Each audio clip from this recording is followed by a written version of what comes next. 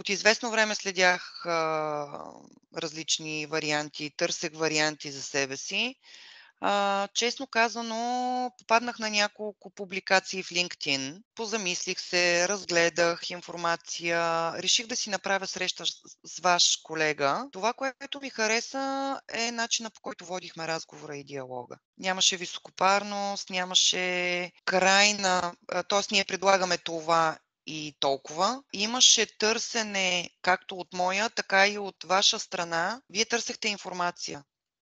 Искахте да разберете какви са нуждите. По начина, по който се проведоха нашите срещи, аз прецених, че на срещата си имам хора, които търсят развитие и искат да направят нещо, което да не бъде окончателна версия, да има някакви апгрейди. На мен това ми беше нужно.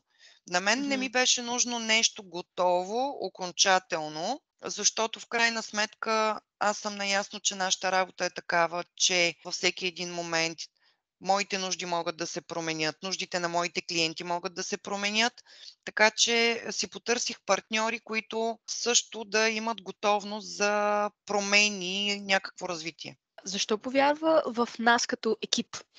Ами защото след първите ни разговори проведохме не един, не два, правихме срещи, докато променим нещата, така че да се случват, така че да отговарят на това, което ми е нужно. Продължаваме да си водим разговори, вие продължавате да се интересувате на мен какво ми е нужно. Въпреки че, да речем, аз не съм се обадила 2 месеца лятото, защото при нас в момента е много лятно време, е натоварено, но все пак някой от вас се обажда, чуваме се, имаш ли нужда от нещо? Това е една подкрепа, едно партньорство, което аз оценям, което за мен е важно, защото в крайна сметка не е въпроса просто да съм един клиент, който идва, правим си договора, след 2 години, да речем, аз не знам с кой работя.